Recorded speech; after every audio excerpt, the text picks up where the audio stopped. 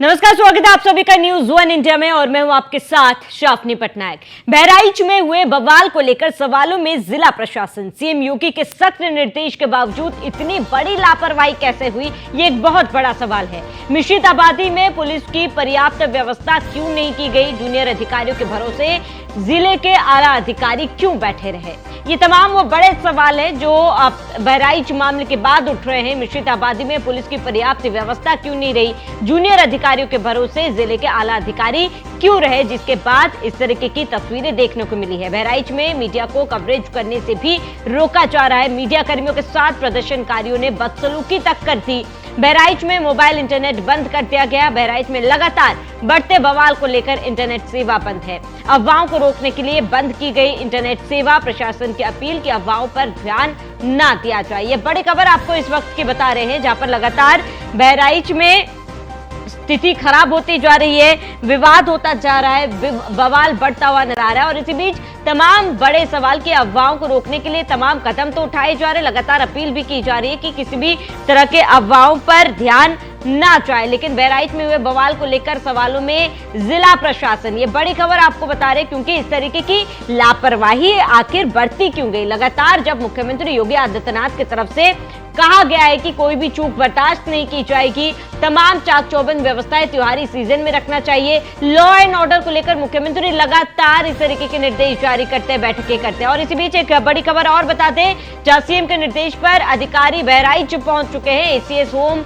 दीपक कुमार भी बहराइच पहुंचे। ADG law and order Amitabh Yash Bahraich पहुंच चुके हैं। ये बड़ी खबर आपको बताते हैं, जहां ADG law and order Amitabh Yash Bahraich पहुंचे हैं। मुख्यमंत्री योगी आदित्यनाथ के निर्देश के बाद तमाम आला अधिकारी बहराइच पहुंच चुके हैं। बड़ी खबर आपको इस वक्त की बताते हैं, जहां एसीएस होम दीपक कुमार भी बहराइच पहुंचे हैं। तो बहराइच में लगातार बवाल बढ़ते जा रहा है, जगह जगह पर आगजनी देखी जा रही है, प्रदर्शन देखा जा रहा है। लगातार अधिकारियों की तरफ से कोशिश की जा रही है लोगों को शांत कराने की, लेकिन जिस तरीके का मामला हुआ है बहराइच में, उसके बाद लोगों में आक्रोश है। लोग लाठी डंडे लेकर सड़कों पर उतर आए हैं और लगातार तोड़फोड़ की जा रही है। हालांकि लोगों को समझाने की, रोकने की कोशिश की जा रही है। कुछ तस्वीरें आपको दिखा रहे हैं। पहली तस्वीर जहां पर लगातार पुलिस की तरफ से अपील की जा रही है, पुलिस की भारी संख्या में तैनाती कर दी गई कि किसी भी तरीके की कोई भी अप्रिय घटना ना हो, लेकिन उसके बावजूद भी लोग जो है वो मानने को ना तैयार। दूसरी तस्वीर, लोगों की भीड़, लोग सड़कों पर उतरे हैं, लगातार विरोध किया जा रहा है, मांगे की जा रही है कि बुलडोजर एक्शन और जिस तरीके का मामला सामने है उस पर कठोर कार्रवाई की जाए। तीसरी तस्वीर, जहां लाठी डंडे लेकर लोग सड़कों पर उतर आए हैं और लोग लगातार मांग कर रहे हैं कि अपराधियों के खिलाफ सख्त से सख्त कार्रवाई की जाए। और चौथी तस्वीर, लोगों की भीड़, जहां पर लोग उग्र होते जा रहे हैं और स्थिति जो है वो खराब होती जा रही है।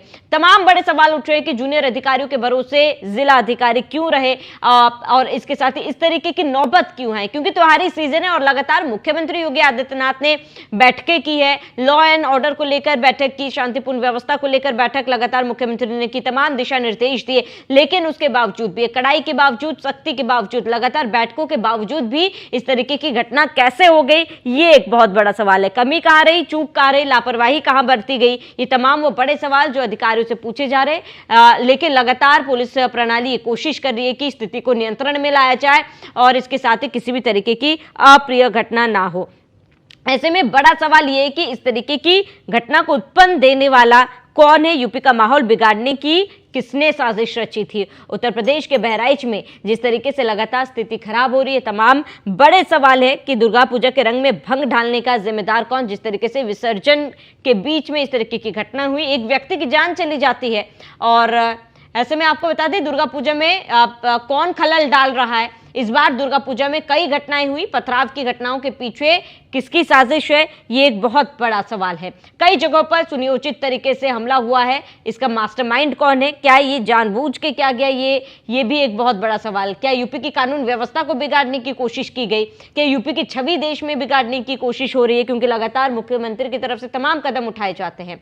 इस बार दुर्गा पूजा में कई घटनाएं सामने आई, लेकिन जिम्मेदार कौन है? क्या सुनियोजित साजिश के तहत ये हिंसा हुई है? पूरे प्रदेश में कई जगहों पर दुर्गा प्रतिमा को क्षतिग्रस्त करने का भी प्रयास किया गया।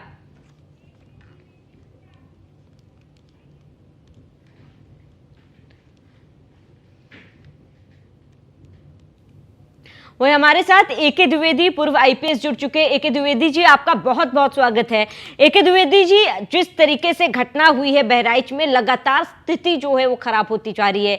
हालांकि कोशिश की जा रही स्थिति को नियंत्रण में लाने के लिए, लेकिन एके द्विवेदी जी, क्या आपको लगता है कि यहाँ पर लापरवाही बरती गई है जिसके वजह से ये मामला और ज्यादा बिगड़ते जा रहा है?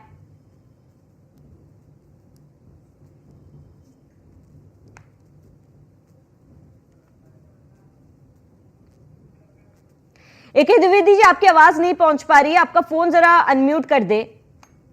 हेलो जी। हाँ, मैं कह रहा हूं कि इसमें कोई संदेह नहीं है कि बहराइच जिले में त्योहारों के अवसर पर अच्छा पुलिस प्रबंध करने में चूक हुई है और उस चूक के कारण ही यह गंभीर स्थिति उत्पन्न हुई है जो कल से चल रही है और आज और फैल गई है। स्थिति यहां तक आ गई है कि प्रदेश के एडीजी लैंड ऑर्डर और गृह विभाग के प्रमुख को स्वयं बहराइच जाना पड़ा है स्थिति को संभालने के लिए। तो निश्चित रूप से जिले पर स्तर पर जो व्यवस्था हुई है उसमें कमी है।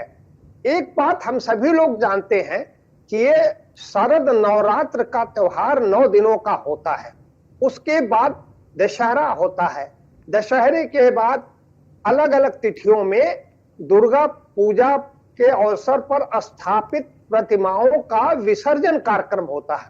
ये हजारों साल से चला आ रहा है, ये त्योहार सभी को ज्ञात है, सबको मालूम है। तो अगर दुर्गा पूजा के 9 दिन सकुशल संपन्न हो गए, दशहरा सकुशल संपन्न हो गया, तो आखिरी कार्यक्रम जो होता है दुर्गा प्रतिमाओं का विसर्जन, उस दौरान अगर पुलिस अत्यधिक सतर्क रहती तो यह अपरिस्थिति बच जाती। जो जानकारी में आया है वो ये बात है कि प्रतिमाओं का विसर्जन जब एक परंपरागत तरीके से हो रहा था, जुलूस निकल रहे थे और जो उस समय पर बाजे बजते वो बाजे भी बज रहे थे, एक धार्मिक स्थल के समीप से गुजरते समय वहां के कुछ लोगों ने अनुरोध किया कि थोड़ा आवाज धीमी कर लिया जाए। तो अगर आवाज धीमी हो जाती तो शायद ये अपरिस्थिति बच जाती, और अगर आवाज धीमी नहीं भी होती तो दूसरे पक्ष को समझा करके पुलिस अधिकारी, प्रशासनिक अधिकारी स्थिति को बिगड़ने से बचा लेते। इसी छोटी सी बात पर कहा सुनी पर पथराव शुरू हो गया और फिर यह स्थिति बिगड़ती चली गई। एक व्यक्ति की गोली मारकर हत्या कर दी गई, कई लोग घायल हो गए और अब ये कई जगहों पर फैलता जा रहा है। मैं आपको बता दूं, सन 1996-97 में इसी समय पर, त्योहारों के समय पर ही मैं स्वयं एसपी बहराइच था। उस समय श्रावस्ती अलग जिला नहीं बना हुआ था। बहराइच जिला मुख्यालय और देहात के छोटे छोटे जो कस्बे हैं, वह मैं जो 25-26 साल पहले की बात कर रहा हूं, बहुत संवेदनशील तब भी थे, ये आज भी है और ये सदैव रहे हैं। तो अत्यंत संवेदनशील जनपद के कस्बों में, तहसीलों में, जिला मुख्यालय पर जब ये संवेदनशीलता की जानकारी सबको है, कोई छिपी हुई बात नहीं है, तो अंतिम समय तक दुर्गा प्रतिमाओं की विसर्जन के समय तक भी पुलिस को सतर्क रहना चाहिए था। सतर्क रहती तो ये स्थिति बच जाती। जो जानकारी में आया कि धार्मिक स्थल पर पथराव किया गया, वहां से पथराव किया गया, संभवतः पुलिस ने इसको देखा नहीं कि धार्मिक स्थल पर पत्थर जमा करके रखे गए हैं। अगर वहां पहले देख लिया गया होता तो ये स्थिति बच जाती। त्योहारों के पहले शांति समिति की बैठक होती है थाने पर, जिसमें विभिन्न धर्म के लोग, प्रतिष्ठित लोगों को बुला करके पुलिस बात करती, प्रशासन के लोग बात करते हैं, और छोटी मोटी बातें अगर हो जाती हैं तो वहां इलाके के प्रतिष्ठित लोग इसको सुलझा लेते हैं, तुरंत संभाल लेते हैं और स्थिति बिगड़ने नहीं पाती है। तो निश्चित रूप से व्यवस्था में लापरवाही हुई है, कमी रही है, और बात बिगड़ जाने के बाद वह और फैलती है, तेजी से फैलती है समीप के जनपदों में। समीप का जनपद गोंडा है, वो भी काफी संवेदनशील है। गोंडा जनपद मुख्यालय है, बगल में कर्नलगंज है, ये सभी संवेदनशील है। तो वहां के अधिकारियों को इसको देखना चाहिए था। बहराइच से थोड़ी दूरी पर, लगभग 50 किलोमीटर की दूरी पर ही गोंडा में डीआईजी बैठते हैं, वहां कमिश्नर बैठते हैं। इन लोगों को, बड़े अधिकारियों को अपने जिले के एसपी और डीएम से पूछना चाहिए था व्यवस्था के बारे में। बड़े अधिकारियों का कर्तव्य होता है कि जिले के एसपी और डीएम को निरंतर गाइड करते रहें, कोई लापरवाही ना होने दें। निश्चित रूप से लापरवाही हुई जिसका ये परिणाम हुआ और दुखद है। स्थिति संभल जाएगी, लेकिन जो नुकसान होना है वो तो ऑलरेडी हो गया है। जिस व्यक्ति की जान चली गई है उसकी जान तो वापस आएगी नहीं। जो लोग घायल हुए हैं उनको भी पीड़ा हुई और तमाम लोगों को परेशानी हुई है। ये मेरा इस बात पर कथन है कि ये बचाया जा सकता था। पुलिस की सजगता से, अधिकारियों की सजगता से इसको बचाया जा सकता था। ये हो गया, बड़ा दुखद है। ठीक है, एक यादव जी मैं लौटूंगी आपके पास। हमारे साथ मोहसिन खान हमारे संवाददाता जुड़े हुए, जरा उनसे अपडेट ले लेते हैं। मोहसिन, फिलहाल क्या स्थिति बनी हुई है, क्योंकि लगातार समय के साथ वहां पर स्थिति तनावपूर्ण बनती जा रही है। क्या कोशिशें की जा रही पुलिस प्रशासन की तरफ से स्थिति को नियंत्रण में लाने के लिए?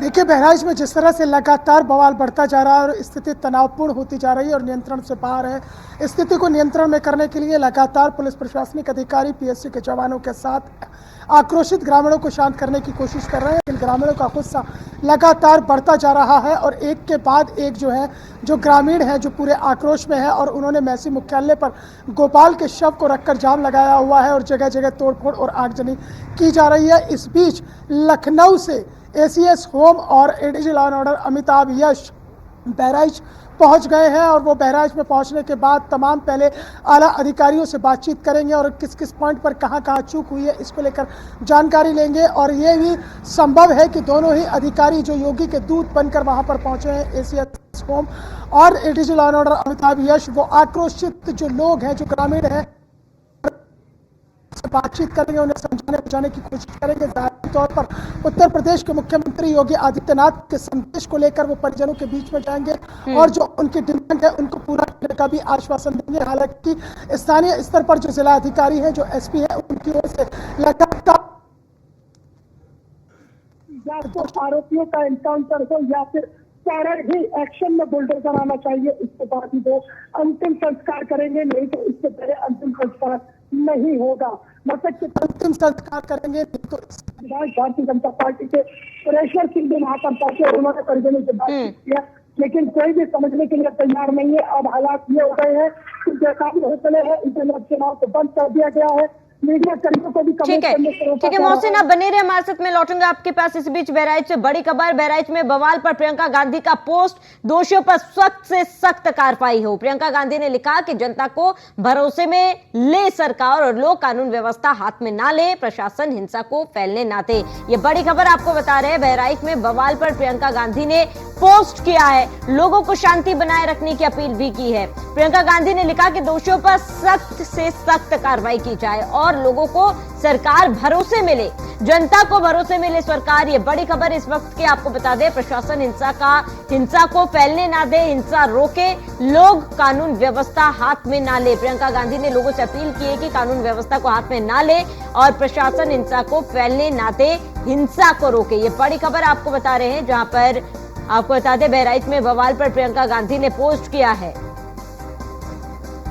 इसी बीच एक और बड़ी खबर आपको बता दें, बहराइच की घटना पर केशव प्रसाद मौर्य का पोस्ट, सौहार्द बिगाड़ने की साजिश सफल नहीं होगी, दंगाइयों को संरक्षण देने वाले सक्रिय रहे, हमें सतर्क और सजग रहना होगा, प्रदेश के भविष्य से खिलवाड़ नहीं होने देंगे, दोषियों को सख्त से सख्त सजा दी जाएगी। केशव प्रसाद मौर्य ने कहा कि पीड़ितों को पूरा न्याय मिलेगा। ये बड़ी खबर आपको बता रहे हैं। तो लगातार बहराइच में स्थिति खराब होती जा रही है। हालांकि लोगों से न्यूज़ वन इंडिया भी अपील कर रहा है कि कानून हाथ में ना ले और शांति व्यवस्था बनाए रखे। हम रत्नेश हमारे साथ बीजेपी नेता जुड़े हुए।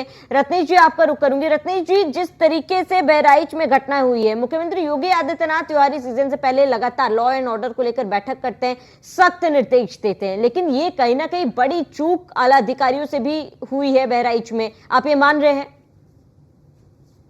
श्रावणी जी, आपको, सभी साथी पैनलिस्ट को और देश की जनता को मेरी तरफ से नमस्कार।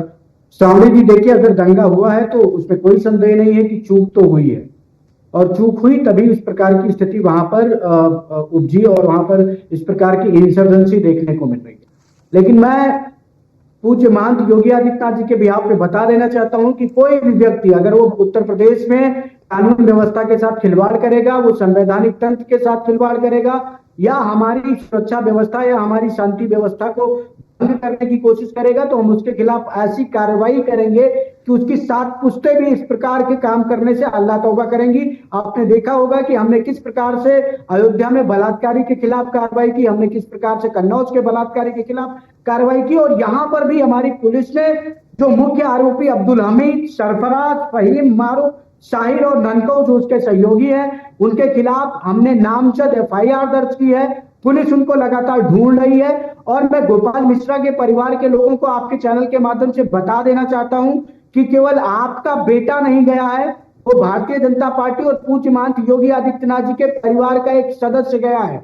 और हमारे पूज्य महंत योगी आदित्यनाथ जी के लिए पूरा उत्तर प्रदेश उनका परिवार है, हमारे लिए एक एक व्यक्ति के जान की कीमत है। हम इन अपराधियों के खिलाफ और इन ऐसे व्यक्तियों के खिलाफ जो सांप्रदायिक सौहार्द को बिगाड़ना चाहते हैं, जो हिंदू जन भावनाओं को आहत करना चाहते हैं, किसी एक को नहीं बख्शेंगे।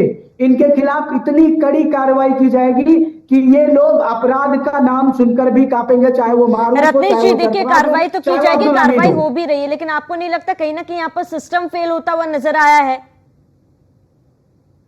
देखिए, मैंने तो शुरू में ही कहा कि चूक तो हुई है कहीं ना कहीं, क्योंकि जो अभी AK द्विवेदी जी कह रहे थे कि शांति समिति होती है, उसकी बैठक होती है, अब वहां की DM से भी पूछा जाएगा और SP वृंदा शुक्ला से भी पूछा जाएगा कि आप लोग उस समय क्या कर रहे थे। जवाबदेहिता उनकी भी बनती है, चाहे वो DM हो चाहे वो SP हो।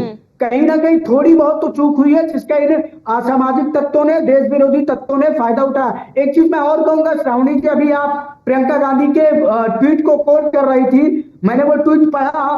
प्रियंका गांधी जी के पास वो FIR कॉपी है, लेकिन उन्होंने उस FIR कॉपी में लिखे गए नामों का उल्लेख नहीं किया। वो यहां भी राजनीति कर रही है।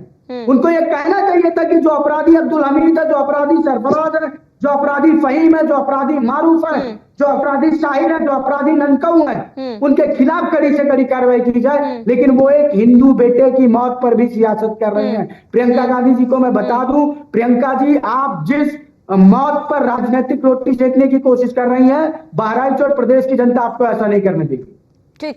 ठीक है रत्नेश जी, मैं लौटूंगा आपके पास से। DP यादव जी, सपा प्रवक्ता, हमारे साथ जुड़ चुके। DP यादव जी, आपका भी बहुत बहुत स्वागत है। DP यादव जी, आपको लग रहा है कि मजहब के नाम पर उन्माद फैलाने की कोशिश की जा रही है, पूरी स्थिति पर आपका क्या कहना है? ये बहुत ही दुखद, दुर्भाग्यपूर्ण और चिंताजनक दुर्घटना है। कहीं न कहीं जिस प्रकार से कल एक दुर्घटना हुई और आज उसी तरह से वहां पर फिर से आगजनी हो रही है, कहीं न कहीं ये बहुत ही मानवता को शर्मसार करने वाली घटना है। देखिए, मैं आज आपके चैनल के माध्यम से बहराइच वासियों से ये अपील करता हूं कि कृपया शांति बनाए रखें और कहीं ना कहीं जो अफवाह फैल रही है उस पर ध्यान न दें, क्योंकि इस प्रकार की अफवाहें बहुतों के लिए दुखद और दुर्भाग्यपूर्ण होती हैं, उनके साथ एक विभीषिका लेकर के आती हैं। तो मैं ये अपील करता हूं कि लोग शांति व्यवस्था बनाए रखें। देखिए, हमारे साथ जो है वरिष्ठ IPS जी बैठे हुए हैं, जैसा कि उन्होंने बताया कि उनके कार्यकाल में भी कहीं ना कहीं बहराइच एक संवेदनशील जिला हुआ करता था। निश्चित रूप से बहराइच एक संवेदनशील जिला है, लेकिन उतना ही एक शांतिप्रिय जिला भी है। बहराइच को मैं बहुत नजदीक से जानता हूं, मेरा बचपन वहां गुजरा है और बहराइच में मैंने देखा है, हम आपस में मिलजुल करके रहते थे और वहां पर जैसा मैंने देखा, चाहे किसी भी धर्म, जाति, मजहब के लोग हो, आपस में एक दूसरे के त्योहारों में बढ़ चढ़ करके हिस्सा लेते थे। लेकिन ये कौन से असामाजिक तत्व हैं जो इस प्रकार की घटना को अंजाम दे रहे हैं और आपसी सौहार्द, एकता, भाईचारे को मिटाने का काम करते हैं। देखिए श्रावणी जी, होता क्या है कि सरकार का जब इकबाल होता है तो सरकार के इकबाल के अनुरूप ही शासन प्रशासन काम करता है। अभी आपने देखा होगा, जिस प्रकार द्विवेदी जी बता रहे थे कि पीस कमेटी की मीटिंग होती है, तो चूंकि अक्टूबर का जब महीना शुरू होता है तो यहाँ त्योहारों का भी कहीं ना कहीं सीजन शुरू हो जाता है। तो इससे पहले थानों में जो पीस कमेटी होती है, उसके जो है सभी धर्मों के वरिष्ठ लोग जो होते हैं उनको बुला करके और संवाद किया जाता है। वहां पर पुलिस प्रशासन के लोग, वरिष्ठ अधिकारी भी लोग होते हैं, जिले स्तर के SP हो, चाहे DM हो या थानेदार हो, दरोगा हो, चौकी इंचार्ज हो, सारे लोगों के बीच आपस में वहां पर संवाद होता है। और लोग कहते हैं कि भाई देखिए, यहाँ से जुलूस निकलेगा, ऐसे मूर्ति विसर्जन होगा, ये आपकी जिम्मेदारी है। तो जो हिंदू धर्म के लोग होते हैं, उससे ज्यादा जिम्मेदारी मुस्लिम धर्म के लोग निभाते हैं, या मुस्लिमों का जब त्योहार होता है तो उससे ज्यादा जिम्मेदारी हिंदू धर्म के लोग निभाते हैं, और कहीं ना कहीं इसमें बढ़ चढ़ कर ये हिस्सा लेते हैं। तो आखिर क्यों नहीं पुलिस प्रशासन के लोगों ने, वहां ने अधिकारियों ने इस तरह की मीटिंग की या मीटिंग की तो असफल क्यों हो गई? तमाम प्रश्न चिन्ह लगते हैं। लेकिन फिलहाल मैं यही गुजारिश करूंगा कि लोग वहां शांति व्यवस्था बनाए रखें, आपसी एकता भाईचारे को कहीं ना कहीं वहां पर बरकरार रखें, और जो भी दोषी हो उसको कड़ी से कड़ी सजा मिलनी चाहिए। ये भारतीय जनता पार्टी की सरकार में देखिए किस प्रकार से दंगे फसाद हो रहे हैं, ये बहुत ही दुखद और दुर्भाग्यपूर्ण है। सरकार नियंत्रण नहीं कर पा रही है इन प्रकार के दंगों को, इस प्रकार के दंगों पर। बिल्कुल बिल्कुल ठीक है। डीपी यादव जी आप बने रहे हमारे साथ। रत्नेश जी मैं भी लौटूंगी आपके पास है, यहाँ पर रुकेंगे एक छोटे से ब्रेक के लिए, जल्द हाजिर होंगे।